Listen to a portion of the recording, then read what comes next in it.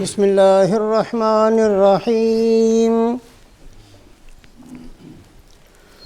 الحمد للہ نحمده ونستعینه ونستغفره ونؤمن به ونتوکل علیہ ونعوذ باللہ من شرور انفسنا ومن سیئات اعمالنا من يهده الله فلا مضل له ومن يضلله فلن تجد له وليا مرشدا أما بعد فقال الله تبارك وتعالى أعوذ بالله من الشيطان الرجيم بسم الله الرحمن الرحيم إنا أرسلناك شاهدا ومبشرا ونذيرا لتؤمنوا بالله ورسوله وتعزروه وتوقروه وتسبحوه بكرة وأصيلا.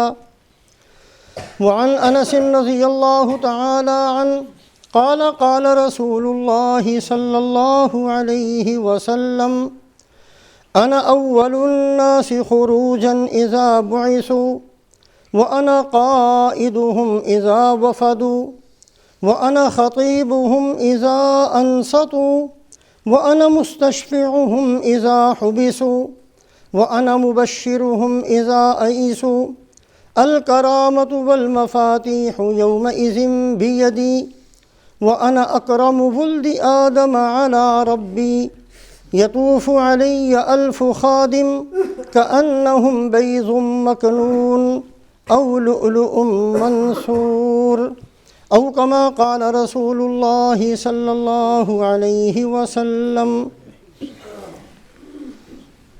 اللہ رب العزت نے اس انسان کو فانی بھی پیدا فرمایا اور باقی بنا کر بھی پیدا فرمایا.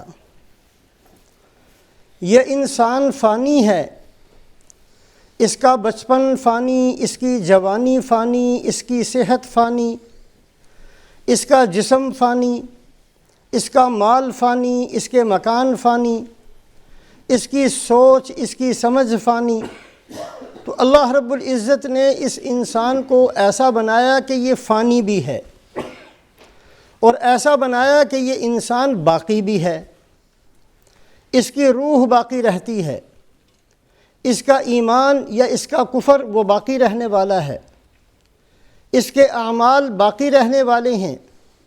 یہ ہدایت پر تھا یا گمراہی پر تھا، یہ دونوں چیزیں باقی رہنے والی ہیں. یہ انصاف کے ساتھ زندگی گزارتا تھا یا ظلم کرتا تھا، یہ باقی رہنے والی چیز ہے. یہ بندہ دنیا کے اندر دوسروں کے لیے نفع کا سبب بنا یا دوسروں کے لیے مصیبت کا سبب بنا، یہ باقی رہنے والی چیز ہے. تو اللہ رب العزت نے اس انسان کو فانی بھی بنایا اور اس انسان کو باقی بھی بنایا. جب اس انسان کو فانی اور باقی دونوں طرح کی حیثیتیں دیں تو اس انسان پر جو انعامات کی بارش برسائی ہے وہ بھی اللہ پاک نے دو طرح کی نعمتیں اس کو نصیب فرمائیں. یہ انسان فانی ہے، اس کو فانی نعمتیں بھی دیں، اور یہ انسان باقی ہے، اس کو باقی رہنے والی نعمتیں بھی دیں. یہ انسان فانی ہے، اس کے لیے جو غلے پیدا کیے وہ بھی فانی ہیں، اس کے لیے جو زمین بنائی وہ بھی فانی ہے، اس کے لیے جو سورج بنایا وہ بھی فانی ہے، اس کے لیے جو چاند بنایا اس کو بھی فانی بنایا، اس کے لیے جو آسمان بنائے اس کو بھی فانی بنایا، اس کے لیے جو ستارے بنائے ان کو بھی فانی بنایا.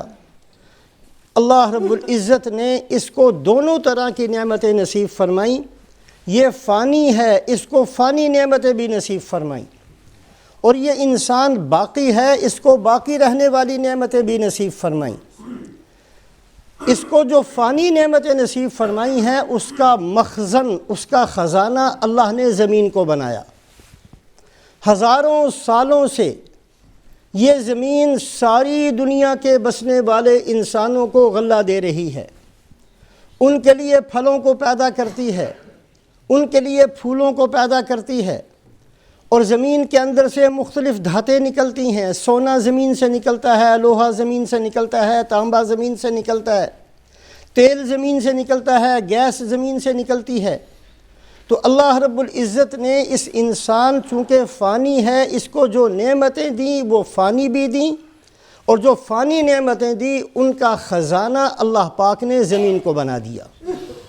ہزاروں سالوں سے یہ زمین سب کی ضرورت پوری کرتی ہے، اس کے خزانے میں کوئی کمی نہیں آئی۔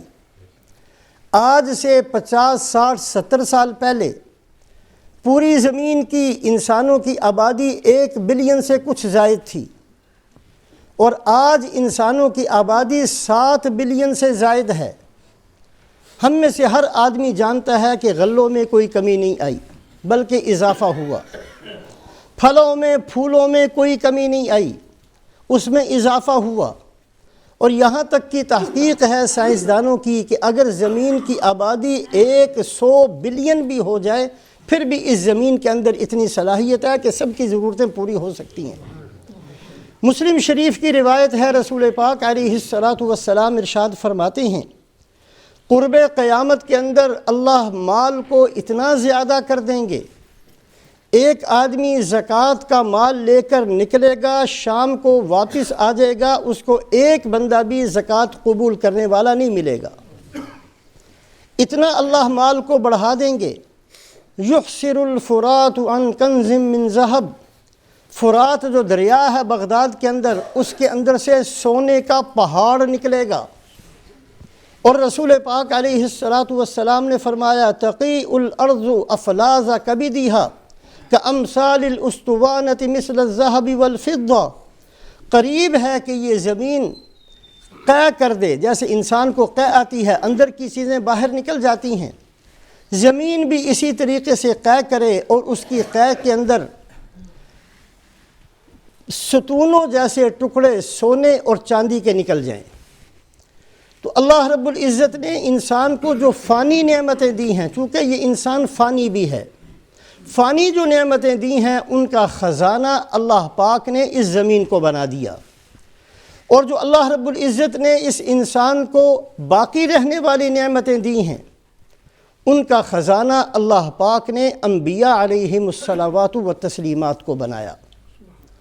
انبیاء دنیا کی فانی نعمتیں انسانوں کے پاس لے کر نہیں آتے، باقی رہنے والی نعمتیں اس انسان کو بتاتے ہیں، ایسا طریقہ بتاتے ہیں کہ اس کو ایسی عزت ملے جو ہمیشہ باقی رہے، ایسی زندگی ملے جو ہمیشہ باقی رہے، ایسی نعمتیں ملیں جو کبھی ختم نہ ہو، ایسی جوانی ملے جو ہمیشہ کے لیے ہو، ایسی صحت ملے جو کبھی ختم نہ ہو، ایسی نعمتیں ملیں جن پر فنا نہ ہو۔ انبیاء علیہم الصلوات والتسلیمات مخزن بنتے ہیں، خزانہ ہوتے ہیں ان نعمتوں کا جو باقی رہنے والی نعمتیں ہیں۔ اللہ رب العزت نے انسان کو فانی بھی بنایا، اللہ نے اس انسان کو باقی رہنے والا بھی بنایا۔ فانی رہنے والا ہے اس لیے اس کے لیے فانی نعمتیں بھی پیدا فرمائیں، اس کا خزانہ زمین، باقی رہنے والا ہے اس کو وہ نعمتیں بھی دیں جو ہمیشہ کے لیے ہے، ان کا خزانہ انبیاء علیہم الصلوات والتسلیمات کی ذات بابرکات۔ پھر رسول پاک علیہ الصلاۃ والسلام کو اللہ پاک نے اتنا بڑا خزانہ بنا دیا کہ 1,24,000 انبیاء علیہم الصلوات والتسلیمات نے جتنا انسانوں کو دیا ہے اس سے کہیں زیادہ رسول پاک علیہ الصلاۃ والسلام نے انسانوں کو دیا۔ رسول پاک علیہ الصلاۃ والسلام کی ذات بابرکات ایسا وسیع، ایسا عریض، ایسا عمیق خزانہ ہے کہ جس کی وسعت کی بھی کوئی انتہا نہیں، جس کی چوڑائی کی بھی کوئی انتہا نہیں، جس کی گہرائی کی بھی کوئی انتہا نہیں۔ موٹی موٹی 4-5 چیزیں آج کی مجلس میں سامنے رکھی جائیں۔ رسول پاک علیہ الصلاۃ والسلام کا وجود بابرکات یہ اتنی بڑی نعمت ہے انسانیت کے لیے کہ رسول پاک علیہ الصلاۃ والسلام کی موجودگی کی وجہ سے قیامت تک کے لیے انسانیت عذاب سے محفوظ ہو گئی۔ مکے والے ویسے تو ہمیشہ آپ صلی اللہ علیہ وسلم سے یہ درخواست کیا کرتے تھے، مطالبہ کیا کرتے تھے، کہ اگر آپ سچے ہیں تو آسمان سے عذاب لے آئیں، ہم نے نہیں بات کو ماننا۔ ایک موقع ایسا بھی آیا کہ مکے والے اکٹھے ہوئے، اکٹھے ہو کر سب نے بیت اللہ کے سامنے جا کر دعا بھی کی کہ اے اللہ، اگر حضرت محمد صلی اللہ علیہ وسلم سچے ہیں تو ہمارے اوپر آسمانوں سے پتھروں کی بارش برسا دیجئے اور ہمارے لیے بہت بڑے قسم کا عذاب لا کر دکھا دیجئے۔ اذ قالوا اللہم ان کان ھذا ھو الحق من عندک فامطر علینا حجارۃ من السماء او ائتنا بعذاب علیم، اے اللہ آسمانوں سے پتھروں کی بارش برسا دیں۔ اللہ پاک نے جواب میں پتھروں کی بارش نہیں برسائی، بلکہ یہ فرمایا وما کان اللہ لیعذبہم وانت فیہم وما کان اللہ معذبہم وہم یستغفرون، تم مستحق تو اسی بات کے ہو کہ یقیناً تمہارے اوپر پتھروں کی بارش برسنی چاہیے تھی، لیکن ہم یہ پہلے سے لکھ چکے ہیں کہ جب ہمارے نبی حضرت محمد صلی اللہ علیہ وسلم اس زمین پر قدم رنجاں فرما ہوں گے، اس وقت سے لے کر قیامت آ جائے گی، ہم نے انسانوں کو عذاب نہیں دینا۔ آپ کے وجود کی وجہ سے بچے ہوئے ہو، ورنہ تم مستحق تو اسی بات کے تھے کہ تمہارے اوپر عذاب آ جانا چاہیے تھا، اس لیے کہ تم بہت بڑے مجرم ہو۔ لیکن اللہ کے نبی صلی اللہ علیہ وسلم کا وجود بابرکات اتنا بڑا، اتنی بڑی اللہ پاک نے احسان فرمایا ہے انسانیت پر کہ آپ کے وجود کی وجہ سے انسانوں کے اندر گناہ بہت سارے ہوں گے، ان کے اندر شرک بھی ہوگا، کفر بھی ہوگا، ان کے اندر الحاد بھی ہوگا، ان کے اندر بے دینی بھی ہوگی، اس کے باوجود انسانیت ان عذابوں سے بچی رہے گی جو عذاب گزشتہ امتوں پر آتے رہے۔ سورہ انبیاء کی آیت شریفہ 74 نمبر کبھی اٹھا کر دیکھیں، اللہ فرماتے ہیں وَلُوطًا آتَيْنَاهُ حُكْمًا وَعِلْمًا وَنَجَّيْنَاهُ مِنَ الْقَرْيَةِ الَّتِي كَانَتْ تَعْمَلُ الْخَبَائِثَ، حضرت لوط علیہ السلام کو یاد کرو، ہم نے ان کو حکمت بھی دی، نبوت بھی دی، پھر ہم نے ان کو بچا بھی لیا اس عذاب سے جو عذاب ہم نے ان بستی والوں پر نازل کیا تھا، اور وہ عذاب یہ تھا کہ پوری کی پوری بستی کو اٹھا کر آسمانوں کے قریب لے جایا گیا اور پھر اوندا کر کے ان کو پھینک دیا گیا۔ یہ اتنا بڑا عذاب تھا۔ اللہ فرماتے ہیں کہ لوط علیہ السلام اور ماننے والوں کو ہم نے بچایا۔ یہ عذاب ان پر کیوں آیا؟ کانت تعمل الخبائث، یہ بہت سارے گناہوں کا ارتکاب کرتے تھے۔ کانت تعمل الخبائث، اس کی تفسیر کے اندر مفسرین نے 10 گناہ گنوائے ہیں جو قوم لوط کرتی تھی۔ ایک گناہ ان کا جو بڑا مشہور ہے کہ وہ بڑے بے حیا لوگ تھے۔ یہ بے حیائی اس لیے ان کی طرف منسوب کی جاتی ہے کہ وہ اس بے حیائی کے موجد تھے۔ اس سے پہلے پوری زمین پر یہ گناہ نہیں ہوا تھا کہ ایک مرد کے ساتھ منہ کالا کرے۔ اس کے پیدا کرنے والے، اس گناہ کے شروع کرنے والے قوم لوط والے تھے، اس لیے یہ گناہ ان کی طرف سب سے زیادہ منسوب ہوتا ہے۔ تو وہ مفسرین یہ فرماتے ہیں اس کے علاوہ 9 گناہ اور بھی تھے جو اس قوم کے اندر پائے جاتے تھے، اور اس کے بعد تمام مفسرین یہ لکھتے ہیں کہ اس امت کے اندر وہ سارے کے سارے موجود ہیں۔ وہ 10 کے 10 گناہ موجود ہیں جو قوم لوط کے اندر تھے۔ اس امت کے اندر وہ گناہ موجود ہے جو قوم شعیب کے اندر تھا۔ اس امت کے اندر وہ گناہ موجود ہے جو قوم عاد کے اندر تھا۔ اس امت کے اندر وہ گناہ موجود ہے جو قوم سمود کے اندر تھا۔ اس قوم کے اندر، اس امت کے اندر وہ گناہ موجود ہیں جو قوم نوح کے اندر تھے۔ وہ سارے کے سارے گناہ موجود ہیں، اور اگر مقدار کو دیکھا جائے تو وہ قومیں تو بہت چھوٹی تھیں، ان قوموں کے اندر جتنے گناہ تھے مقدار میں بھی اس امت کے اندر زیادہ ہیں، لیکن یہ امت پھر بھی بچی ہوئی ہے۔ کیوں؟ اس لیے کہ رسول پاک علیہ السلام کا وجود بابرکات اس زمین پر ہے۔ آپ صلی اللہ علیہ وسلم کے وجود کی برکت سے انبیاء سارے کے سارے ان نعمتوں کا خزانہ ہوا کرتے ہیں جو نعمتیں باقی رہنے والی ہیں، لیکن رسول پاک علیہ السلام کو اللہ پاک نے امتیازی شانوں کے ساتھ دنیا کے اندر بھیجا۔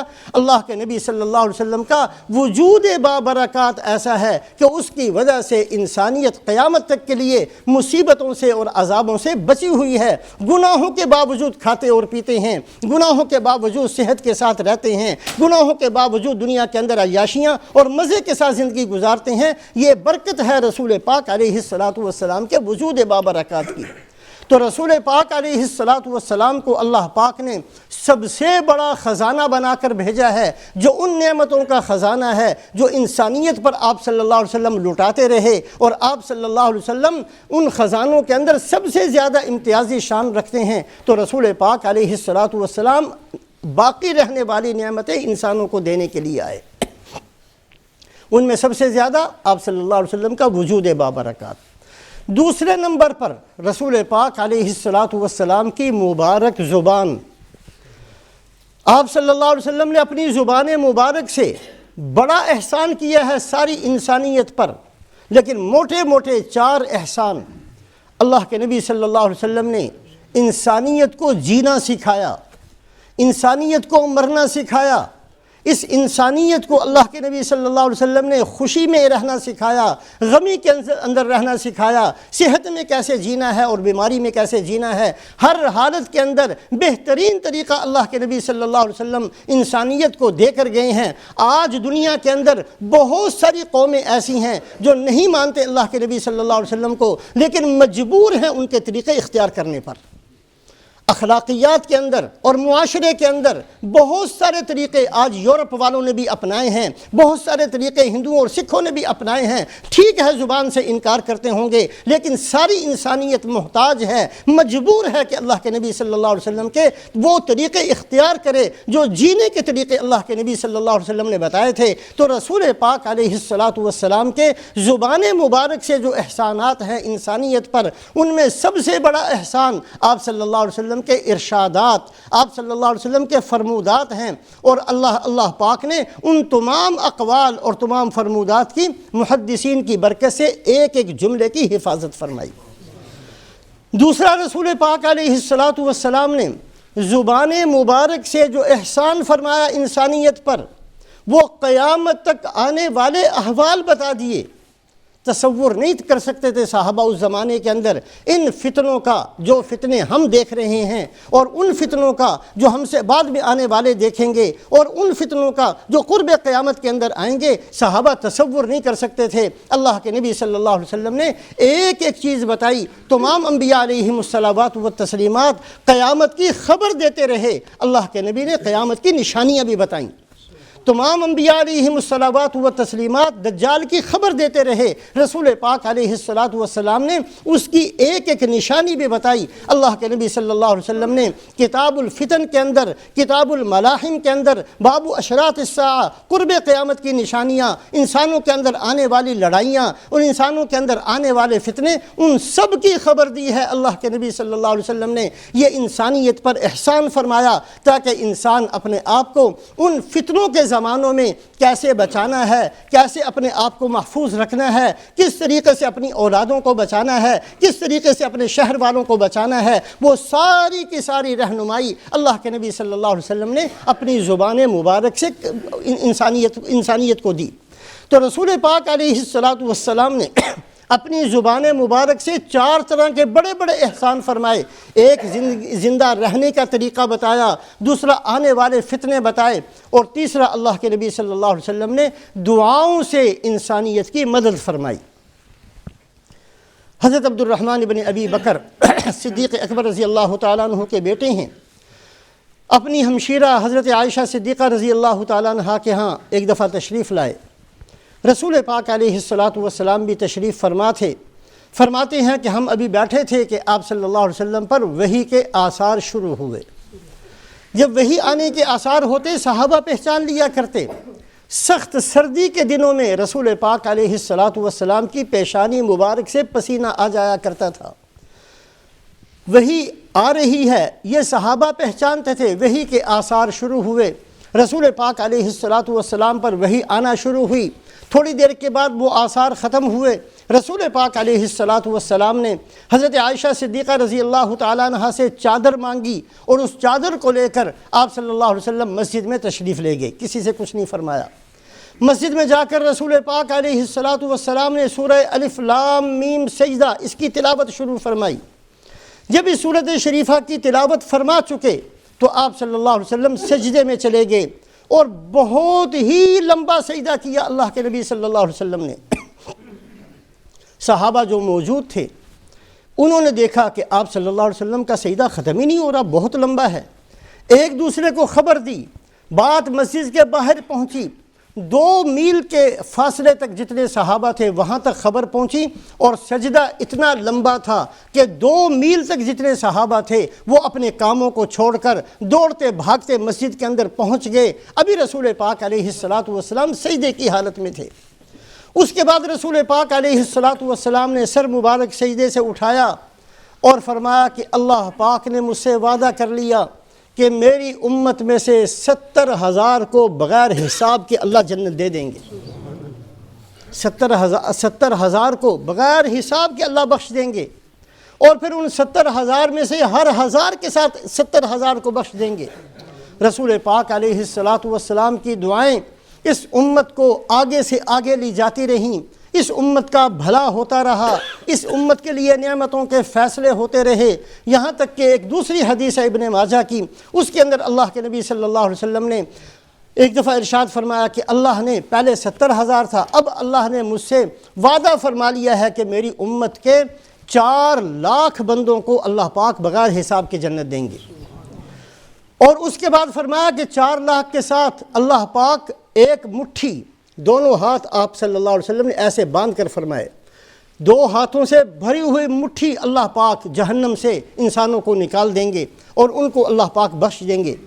حضرت صدیق اکبر رضی اللہ تعالیٰ عنہ تشریف فرما تھے، عرض کیا زدنا یا رسول اللہ، اے اللہ کے نبی، اللہ دینے والے ہیں، آپ لینے والے ہیں، اور اضافہ فرما دیجئے، اور کچھ مانگ لیجئے۔ حضرت عمر رضی اللہ تعالیٰ عنہ فرمانے لگے کہ اے ابو بکر، آپ کو پتہ بھی ہے یہ مٹھی اللہ کی ہے، اللہ چاہے تو ایک ہاتھ کی ایک لپ کے ساتھ سارے انسانوں کو بخش دے، یہاں تو 2 ہاتھوں سے اللہ کے نبی نے فرمایا ہے۔ تو رسول پاک علیہ السلام نے فرمایا صدق عمر، عمر نے آج سچی بات کی۔ تو رسول پاک علیہ السلام کی ذات بابرکات خزانہ ہے ان نعمتوں کا جو نعمتیں ہمیشہ رہنے والی ہیں۔ اللہ نے انسان کو فانی بھی بنایا ہے، اس کی جوانی ختم ہوگی، اس کا بچپن ختم ہوتا ہے، اس کا بڑھاپا ختم ہوتا ہے، اس کی صحت ختم ہوتی ہے، یہ دنیا کے اندر فانی چیزیں ہیں۔ اس انسان کو باقی بھی بنایا ہے، اس کی روح بچتی ہے، اس کا ایمان باقی رہتا ہے، اس کے اعمال باقی رہتے ہیں، ذرہ ذرہ جو اس نے کیا ہے وہ لکھا ہوا محفوظ رہتا ہے۔ یہ انسان فانی بھی ہے، یہ انسان باقی بھی ہے، اس کو فانی نعمتوں کی بھی ضرورت تھی، اس کا خزانہ زمین کو بنا دیا، اس کو باقی رہنے والی نعمتیں بھی چاہیے تھی، اس کا خزانہ انبیاء علیہم الصلوات و تسلیمات کو بنایا، اور پھر رسول پاک علیہ السلام کو سب سے بڑا خزانہ اللہ پاک نے بنا کر بھیجا۔ زبان مبارک سے 4 موٹی موٹی نعمتیں اس امت کو ملیں، طریقہ زندگی، ضابطۂ حیات، زندہ کیسے رہنا ہے یہ بھی ملا، فتنوں سے بچنا کیسے ہے یہ بھی ملا، بہت ساری دعاؤں کا حصہ بھی ملا، اور سب سے بڑی نعمت جس کے محتاج صرف یہ امت نہیں، صرف اس امت کی انسانیت نہیں، بلکہ گزشتہ امتیں بھی، بلکہ گزشتہ امتوں کے انبیاء بھی ہوں گے، وہ ہے رسول پاک علیہ السلام کا زبان مبارک سے سفارش فرمانا۔ آپ سفارش کریں گے تو مسئلہ حل ہوگا، اس لیے آپ کو اس امت کا نبی بھی کہا جاتا ہے۔ آپ نبی الامہ بھی ہیں، آپ نبی الانبیاء بھی ہیں، آپ سارے انبیاء کے بھی نبی ہیں، اس لیے کہ قیامت والے دن سارے کے سارے انبیاء بھی یہ درخواست کریں گے کہ اے محمد صلی اللہ علیہ وسلم سفارش فرما دیجئے، اللہ پاک حساب شروع کر دیں، اور پھر رسول پاک علیہ السلام 1 نہیں 2 نہیں 10 قسم کی سفارش فرمائیں گے، اس کی تفصیل گزر چکی ہے کئی دفعہ۔ تو اللہ کے نبی صلی اللہ علیہ وسلم کی زبان مبارک سے 4 طرح کی نعمتیں اس انسانیت کو ملی ہے۔ طریقہ زندگی، زندہ کیسے رہنا ہے، غمی کیسے برداشت کرنی ہے، خوشی کے اندر کیا کرنا ہے، صحت کے اندر کیا کرنا ہے، بیماری کے اندر کیا کرنا ہے، مصیبت کے وقت میں کیا کرنا ہے، آسمانی مصیبتوں کے وقت میں کون سے اعمال کرنے ہیں، زندہ رہنے کا مکمل طریقہ بتایا۔ اللہ کے نبی صلی اللہ علیہ وسلم نے آنے والے تمام احوال بتائے۔ اللہ کے نبی صلی اللہ علیہ وسلم نے اپنی امت کے لیے اتنا مانگ لیا کہ اللہ نے فرمایا وَلَا سَوْفَ يُعْطِيكَ رَبُّكَ فَتَرْضَى، اے اللہ کے نبی ہم آپ کو خوش کر دیں گے، اتنا دیں گے کہ آپ راضی ہو جائیں گے۔ اور اللہ کے نبی صلی اللہ علیہ وسلم زبان مبارک سے سفارش فرمائیں گے۔ رسول پاک علیہ السلام کی ذات بابرکات بہت بڑا خزانہ ہے، آپ کی زبان مبارک سے انسانوں کو بہت کچھ ملا۔ رسول پاک علیہ الصلاۃ والسلام کے وجود بابرکات سے انسانیت باقی بچی ہوئی ہے، رسول پاک علیہ الصلاۃ والسلام کے دست مبارک سے انسانیت کو بہت کچھ ملا۔ آپ صلی اللہ علیہ وسلم حنین میں تشریف لے گئے۔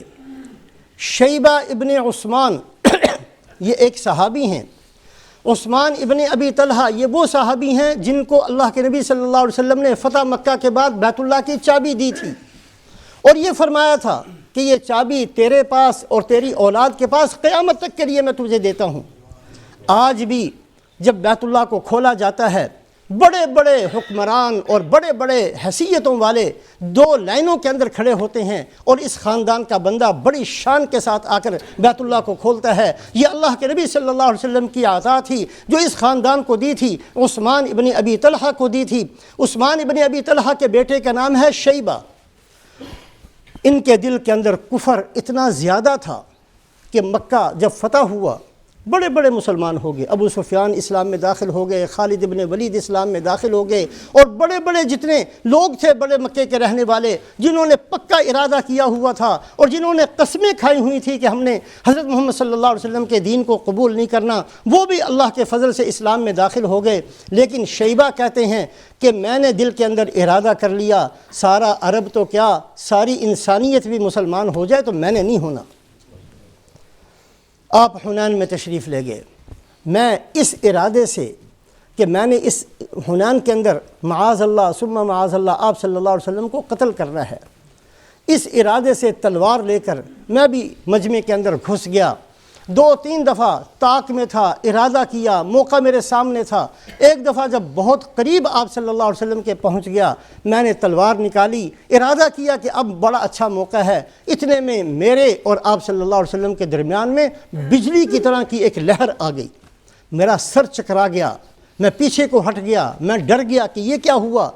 اتنے میں رسول پاک علیہ الصلاۃ والسلام نے مجھے دیکھا اور مجھے اپنے قریب بلایا اور بلا کر اپنا دست مبارک میرے سینے پر رکھ دیا۔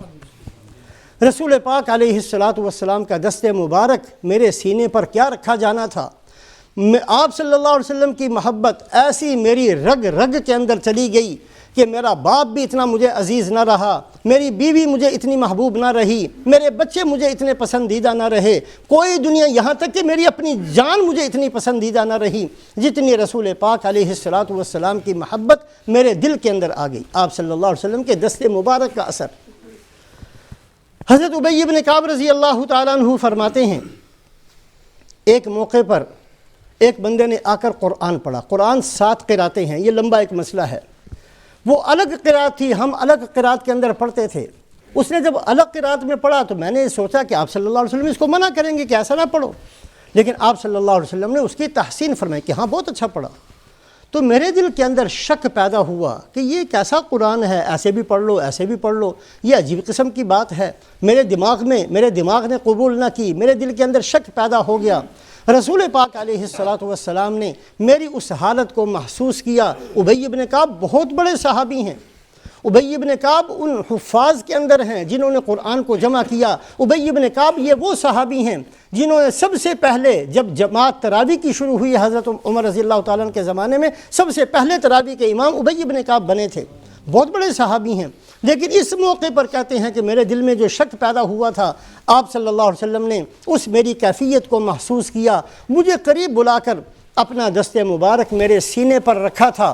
رکھتے ہی ایسا تھا جیسے سارے پردے ہٹ گئے، اللہ کا عرش میرے سامنے آ گیا، میرا جسم کانپ گیا، میری حالت غیر ہو گئی۔ ایسا تھا جیسے دنیا ختم ہو چکی ہے، میدان حشر قائم ہے، اللہ کا عرش میرے سامنے ہے، جنت میرے سامنے ہے، جہنم، وہ سارے مناظر میں نے اپنی آنکھوں سے دیکھ لیے۔ رسول پاک علیہ الصلاۃ والسلام کے مبارک ہاتھ کے سینے پر رکھتے ہی میری یہ کیفیت ہو گئی۔ اللہ کے نبی صلی اللہ علیہ وسلم ایسا خزانہ ہے باقی رہنے والی نعمتوں کا۔ حضرت ابو ہریرہ رضی اللہ تعالیٰ عنہ فرماتے ہیں ایک سفر کے اندر کھانا پینا ختم ہو گیا، بہت سارے بندے تھے، بہت سارے مہمان بھی تھے۔ رسول پاک علیہ الصلاۃ والسلام انہی سے فرمایا کرتے تھے جن سے بڑا گہرا اور قریبی تعلق ہوتا تھا۔ مجھے کہا کہ ابو ہریرہ تمہارے پاس کچھ ہے؟ میں نے کہا جی میرے تھیلے کے اندر چند کھجوریں ہیں۔ آپ صلی اللہ علیہ وسلم نے میرا تھیلا مجھ سے لیا اور اس کے اندر کچھ پڑھ کر اس میں پھونک ماری، اور فرمایا کہ 10 آدمی الگ الگ کرتے رہو اور ان کو یہ کھجوریں کھلاتے رہو۔ میں نے 10 جتنا مجمع تھا 10 کو ایک طرف لے کر آتا، پیٹ بھر کر ان کو کھلاتا، پھر 10 آتے، پھر 10 آتے، سارے مجمع نے کھا لیا۔ اور پھر رسول پاک علیہ الصلوۃ والسلام نے فرمایا کہ ابو ہریرہ اس تھیلے کو اپنے پاس ہی رکھنا، اس میں سے جتنی ضرورت ہو نکال لیا کرنا، کبھی اس کو الٹا نہ کرنا، کبھی اس کو خالی نہ کرنا۔ حضرت ابو ہریرہ رضی اللہ تعالیٰ عنہ فرماتے ہیں رسول پاک علیہ الصلوۃ والسلام کے ہاتھ لگنے کی برکت تھی، اس تھیلے کے اندر سے میں کھجوریں کھاتا بھی رہا، میں صدقہ بھی کرتا رہا، میں لوگوں کو بھی کھلاتا رہا۔ رسول پاک علیہ الصلوۃ والسلام کی ساری زندگی میں یہ کرتا رہا۔ پھر حضرت ابو بکر رضی اللہ تعالیٰ عنہ کا زمانہ آیا، 2.5 سال ان کا زمانہ رہا، میں اسی طریقے سے اس تھیلے میں سے کھاتا رہا، کھلاتا رہا، صدقہ کرتا رہا، لوگوں کو ہدیہ بھی دیتا رہا۔ پھر حضرت عمر رضی اللہ تعالیٰ عنہ کا زمانہ آیا، 10 سال سے زیادہ لمبا زمانہ میں اسی تھیلے میں سے کھاتا رہا، اسی تھیلے میں سے کھلاتا رہا، اسی میں سے صدقہ خیرات بھی کرتا رہا۔ اور اس کے بعد حضرت عثمان رضی اللہ تعالیٰ عنہ کا زمانہ آ گیا، یہ کھجوریں ختم نہ ہوئیں، یہاں تک کہ ایک موقع پر یہ تھیلا مجھ سے گم ہو گیا۔ مجھے اس کا بڑا افسوس ہے، اللہ کے نبی صلی اللہ علیہ وسلم کا ہاتھ لگنا تھا کہ اس تھیلے کے اندر سے اتنی برکت تھی۔ تو رسول پاک علیہ الصلوۃ والسلام کا مبارک وجود اس امت کے لیے، اس انسانیت کے لیے رحمت ہے۔ گناہوں کے باوجود یہ انسانیت بچی ہوئی ہے، اس لیے کہ اللہ کے نبی صلی اللہ علیہ وسلم کا مبارک وجود اس زمین پر ہے۔ آپ صلی اللہ علیہ وسلم کی زبان مبارک بہت بڑی رحمت ہے انسانیت کے لیے۔ رسول پاک علیہ الصلوۃ والسلام کا دست مبارک، آپ صلی اللہ علیہ وسلم کے اسی طریقے سے اخلاق عالیہ، رسول پاک علیہ الصلوۃ والسلام نے ایسے بہترین اخلاق سکھائے ہیں انسانیت کو۔ حضرت حویطب ابن عبد العزیٰ ایک صحابی ہیں، فرماتے ہیں کہ بدر کے اندر میں مسلمانوں کے مقابلے میں گیا تھا، میں مکے والوں کی طرف سے گیا تھا، اور جب میں بدر میں گیا ہوں تو میں نے اپنی آنکھوں سے فرشتوں کو آسمان سے اترتے ہوئے دیکھا۔ میں نے دیکھا کہ آسمان سے فرشتے اتر رہے ہیں، میں نے دیکھا کہ وہ فرشتے اتر کر بڑے بڑے صحابہ کو بڑے بڑے لوگوں کو گرفتار کرتے ہیں۔ بعد میں اللہ نے ان کو صحابہ میں شامل فرما دیا۔ حضرت عباس رضی اللہ تعالیٰ عنہ جو رسول پاک علیہ الصلوۃ والسلام کے چچا ہیں، اللہ نے بڑا قد دیا تھا، بڑے لمبے قد کے مالک تھے، بڑی صحت مند جسم تھا۔ ان کو ایک معمولی چھوٹے سے بہت کمزور سے صحابی پکڑ کر لے کر آئے کہ یا رسول اللہ میں نے ان کو گرفتار کیا ہے۔ تو وہ ہنسنے لگے کہ یا رسول اللہ آپ خود بتائیے مجھے پکڑ سکتا ہے؟ ایسے تو 10 آدمیوں کو میں ایک ہاتھ سے اٹھا لیتا ہوں۔ آپ صلی اللہ علیہ وسلم نے فرمایا کہ فرشتے نے اس کی مدد کی ہے۔ تو فرشتے بدر کے اندر اترے اور فرشتوں نے اتر کر مسلمانوں کے ساتھ مل کر مقابلہ کیا۔ تو حویطب ابن عبد العزیٰ کہتے ہیں کہ میں نے فرشتوں کو اپنی آنکھوں سے اترتے ہوئے دیکھا، لیکن میں مسلمان نہیں ہوا۔ میں نے یہ فیصلہ تو کر لیا کہ یہ اللہ کے نبی ہیں اور اللہ کی مدد ان کے ساتھ ہے، اور دنیا کا کوئی بڑے سے بڑا طاقتور بادشاہ بھی ان کا مقابلہ نہیں کر سکے گا۔ یہ فیصلہ میں نے کر لیا۔ میں اس نتیجے پر پہنچ گیا کہ ابھی تو مکے والے صرف 1000 کا لشکر لے کر آئے ہیں، اگر یہ 1 کروڑ کا لشکر بھی لے کر آ جائیں تو ان 313 کا مقابلہ نہ کر سکیں گے۔ یہ اللہ کی مدد کے ساتھ دنیا کے اندر باقی ہیں۔ یہ اس نتیجے پر پہنچ گیا، لیکن میں نے پھر بھی فیصلہ کیا کہ میں نے اپنے باپ داداؤں کا دین نہیں چھوڑنا۔ رسول پاک علیہ الصلوۃ والسلام فتح مکہ کے اندر جب میں نے اخلاق دیکھے، میں نے آپ صلی اللہ علیہ وسلم کا دشمنوں کے ساتھ معاملہ دیکھا، مکے والوں کے ساتھ رویہ دیکھا۔ یہ وہ مکے والے تھے جب تک مکہ میں تھے جینے نہیں دیا۔ یہ وہ لوگ تھے جب مکہ میں تھے جو آپ کا نام لیتا تھا اس کو دھوپ کے اندر لٹا کر پتھر ان کے سینوں پر رکھ دیتے تھے۔ یہ وہ لوگ تھے کہ انگاروں کے اوپر صحابہ کو لٹاتے تھے۔ پھر جب مکہ چھوڑ کر چلے گئے پھر بھی چین سے نہیں بیٹھنے دیا۔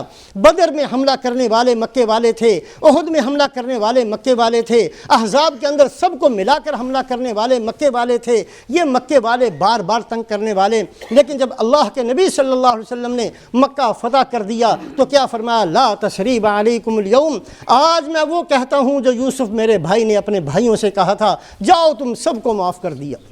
اللہ کے نبی صلی اللہ علیہ وسلم نے سب کو معاف فرمایا۔ پھر صرف معاف نہیں فرمایا، 100 اونٹ دیے ہیں ایک ایک سردار کو جو مکے کے سرداروں میں سے تھا۔ ان لوگوں کو جنہوں نے ہمیشہ ستایا، فرمایا بلاؤ صفوان ابن امیہ کو، 100 اونٹ اس کو دے دو، بلاؤ سفیان کو، ابو سفیان کو 100 اونٹ اس کو دے دو۔ ابو سفیان کہنے لگے میرا بیٹا بھی ساتھ ہے، فرمایا 100 اور دے دو، کہا میرا چھوٹا بیٹا بھی ساتھ ہے، کہا 100 اور دے دو۔ اللہ کے نبی صلی اللہ علیہ وسلم نے ایسی سخاوتیں فرمائیں اور ایسے بہترین اخلاق کا مظاہرہ فرمایا۔ حضرت مولانا یوسف صاحب رحمۃ اللہ علیہ انہوں نے حیات الصحابہ لکھی اور ایک باب لکھا ہے، مستقل چیپٹر ہے، الاخلاق المفضیہ الی ہدایت الناس۔ وہ کون سے اخلاق بتائے اللہ کے نبی صلی اللہ علیہ وسلم نے، وہ کون سے طریقے بتائے کہ جو بندہ بھی ان کو اختیار کر لے اس کو دیکھ کر لوگ ہدایت کو قبول کر لیں۔ صحابہ کو تقریریں نہیں کرنی پڑیں۔ آج ہماری تقریر کا کسی پر تو کیا اثر ہونا ہے، ہمارے اپنے اوپر اثر نہیں ہوتا۔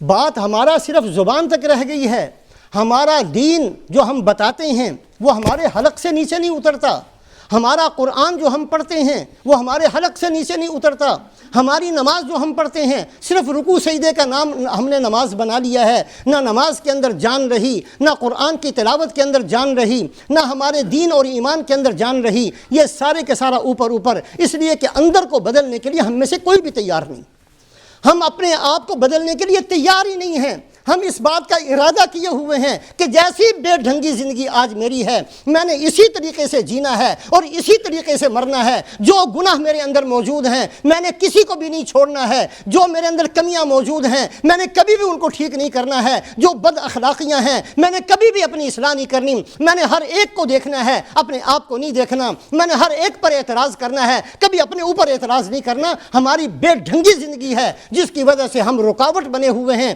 انسانوں کے درمیان میں اور ہدایت کے درمیان میں۔ جب ایک غیر مسلم میرے جیسے بندے کو دیکھتا ہے وہ کہتا ہے میں دین سے باز آیا، میں نے ایسے دین پر کبھی بھی نہیں چلنا جس دین کے اوپر چل کر انسان کی بھوک ہی ختم نہ ہو، اس کا پیٹ ہی نہ بھرے، قارون کا خزانہ بھی اس کے پیٹ کو نہ بھرے، مجھے ایسا دین سے مجھے کچھ نہیں لینا دینا۔ صحابہ ایک راستے سے چلے ہیں تو ان کی چال کو دیکھ کر لوگ مسلمان ہوتے تھے۔ تو رسول پاک علیہ الصلاۃ والسلام نے الاخلاق المفضیہ الی ہدایت الناس، وہ کون سے اخلاق تھے، وہ کون سے طریقے تھے، وہ اللہ کے نبی کی کون سی تعلیمات تھیں، وہ مبارک زندگی کون سی تھی جن کو دیکھ کر لوگ مسلمان ہو جایا کرتے تھے۔ صحابہ جو تجارت کے لیے انڈونیشیا گئے ہیں، 4 بندے تجارت کی نیت سے گئے، کوئی دعوت کی نیت سے نہیں گئے تھے، ان کی تجارت کو دیکھ کر پورا انڈونیشیا مسلمان ہو گیا۔ صحابہ جو افریقہ کے اندر گئے ہیں صرف ان کی چال کو دیکھ کر لوگ اسلام میں داخل ہوئے ہیں۔ یہ سارے کا سارا الجزائر اور یہ مصر کے بعد کے جتنے ملک ہیں مراکش تک سارے کے سارے اسلام میں داخل ہو گئے، صرف صحابہ یہاں سے گزرے ہیں۔ وہ ایسے بہترین، وہ ایسے مبارک کیوں بنے؟ وہ مبارک بنے اتباع رسول کی وجہ سے۔ حالانکہ صحابہ تو وہی تھے، یہ وہی صحابہ تھے جو بیٹیوں کو زندہ گاڑ دینے والے تھے، یہ وہی تھے جو سانپ اور بچھوؤں کو کھا جانے والے تھے، یہ وہی لوگ تھے جن پر کوئی حکومت کرنے کے لیے تیار نہیں تھا، یہ وہی لوگ تھے جو سب سے زیادہ قسم پرس سمجھے جاتے تھے۔ اللہ کے نبی کی فرما برداری نے ان کو ستاروں سے زیادہ قیمتی بنا دیا، اللہ کے نبی کی فرما برداری نے ان کو صحابہ کو آسمانوں سے بلند کر دیا، اللہ کے ہاں محبوب بن گئے صرف اتباع کی وجہ سے۔ اللہ کے نبی صلی اللہ علیہ وسلم کی فرما برداری انسانوں کو نیچے سے اوپر اٹھا دیتی ہے۔ ہم جو اوپر سے نیچے گرے ہیں، ہم جو نیچے گرے ہیں، ہمارا نام و نشان نیچے گر گیا، ہم جو دنیا کے اندر ذلیل و رسوا ہو گئے، ہم جو دنیا کے اندر سب سے زیادہ قسم پرس ہو گئے۔ اور اللہ کے نبی صلی اللہ علیہ وسلم نے جو یہ فرمایا تھا یوشک ان تداعی علیکم الامم کما تداعی الآکلۃ الی قصعتها، بہت قریب ہے کہ ایسا زمانہ آ جائے کہ میری امت کو کھانے کے لیے، ان کو ہڑپ کرنے کے لیے، ان کے اوپر حملہ کرنے کے لیے لوگ ایسے چاروں طرف سے متوجہ ہوں گے جیسے دسترخوان بچھا ہوا ہو، اس کے اوپر کھانے موجود ہوں اور بھوکے آدمی اس پر جھپٹتے ہیں اور ہر بندہ جلدی سے پلیٹ کو اٹھا کر اس کو ہڑپ کرنا چاہتا ہے۔ ایسی میری امت کی حالت ہو جائے گی، دائیں طرف سے لوگ آئیں گے وہ بھی ان کو کھانا چاہیں گے اور ختم کرنا چاہیں گے، بائیں طرف والے بھی ان کو ختم چاروں طرف سے لوگ ان پر حملہ آور ہوں گے، ان کو ختم کرنا چاہیں گے۔ صحابہ حیران ہوئے، ایسی حالت بھی آ سکتی ہے، علی قلتنا ذالک یا رسول اللہ، اے اللہ کے رسول ہم بہت تھوڑے ہو جائیں گے جس کی وجہ سے دشمن کو اتنی ہمت ہوگی۔ فرمایا نہیں تھوڑے نہیں ہوگے، وَلَٰكِنَّكُمْ غُثَاءٌ كَغُثَاءِ السَّيْلِ، بہت ہوگے لیکن تمہاری حالت سمندر کے جھاگ کی طرح ہوگی۔ لہر آتی ہے، جھاگ جو ہے وہ پہاڑ کی طرح ہوتا ہے، اور ایک لمحے کے اندر وہ ساری کی ساری جھاگ بیٹھ جاتی ہے۔ تمہاری حالت جھاگ کی طرح ہو جائے گی، تمہارے پلے کچھ نہیں ہوگا۔ جیسے کسی بندے کے جسم پر سوج آ جائے اس کو صحت مند نہیں کہا جاتا۔ آج ہم یہ نہ سمجھیں کہ ہمارے پاس بہت اچھی گاڑی آ گئی ہے تو ہم بڑی عزت والے بن گئے ہیں، ہمارے پاس بہترین مکان ہو گیا تو ہم بڑی عزت والے بن گئے ہیں۔ ایسی عزتوں کو لوگ عزت نہیں سمجھا کرتے۔ ہمارے اوپر چلتی کس کی ہے یا ہماری کہاں چلتی ہے، یہ ہے عزت کا معیار۔ جب صحابہ عزت والے تھے دشمن ان کی بات ماننے پر مجبور تھا، جب صحابہ عزت والے تھے ان کی حکمرانی چلتی تھی قیصر اور کسریٰ کے ملکوں کے اندر بھی۔ آج ہم مغلوب ہیں، آج بیت اللہ کے رہنے والوں پر بھی بیت اللہ والوں کی بات نہیں چلتی۔ آج ساری دنیا کے اندر یہود و نصارہ کا نظام چلتا ہے، ہمارے پاس اپنا نظام تعلیم نہیں ہے، ہمارے پاس اپنا نظام سیاست و حکومت نہیں ہے، اس لیے کہ ہم نے خود چھوڑا ہے ان چیزوں کو، ہم نے خود قرآن کو چھوڑا ہے، ہم نے خود حدیث کو چھوڑا ہے۔ اللہ کے نبی صلی اللہ علیہ وسلم کو اللہ پاک نے باقی رہنے والی نعمتوں کا خزانہ بنا کر بھیجا تھا۔ انسان کو اللہ نے فانی بھی بنایا، فانی ہے یہ انسان، ختم ہونے والا ہے۔ کل من علیہا فان کے زمرے میں انسان بھی ہے، اس کی صحت ختم ہوگی، اس کی جوانی ختم ہوگی، اس کی زندگی ختم ہوگی، اس کا مال ختم ہوگا، لیکن یہ انسان باقی بھی ہے۔ اس کی روح باقی رہے گی، اس کے اعمال باقی رہیں گے، اس کا ایمان باقی رہے گا، اس کا کفر باقی بچتا ہے، اس کا ظلم اور اس کا عدل باقی بچتا ہے۔ یہ انسان باقی بھی ہے۔ جو فانی نعمتوں کا محتاج تھا اس کے لیے اللہ نے زمین کو خزانہ بنا دیا، اور جو باقی رہنے والی نعمتیں اس کو چاہیے تھی اس کا خزانہ حضرت محمد صلی اللہ علیہ وسلم کی ذات کی صورت میں اللہ نے ہمیں نصیب فرمایا۔ کتنی بدقسمتی ہے آج ہم اللہ کے نبی کا نام بھی لیں اور نافرمانی بھی سب سے زیادہ کریں۔ کبھی اپنی ان خیالات پر غور تو کریں کہ ہم کس راستے پر چل رہے ہیں۔ ہمیں مناسب ہے آپ صلی اللہ علیہ وسلم سے محبت رکھنے والا اپنے آپ کو کہنا؟ کیا ہمیں مناسب ہے کہ ہم اپنے آپ کو عاشق رسول کہیں؟ جب اتباع ہی نہیں ہے، جب ارادہ ہی نہیں ہے، جب اس راستے پر چلنے کی نیت ہی نہیں ہے، ان نیتوں کو بدلیں، اپنے آپ کو مسلمان بن کر جینا اس کا ارادہ کریں۔ اللہ پاک ہمیں مسلمان بن کر دنیا سے جانا ہمارے لیے نصیب مقدر فرما دے۔ اللہ ہم سب کو عمل کی توفیق۔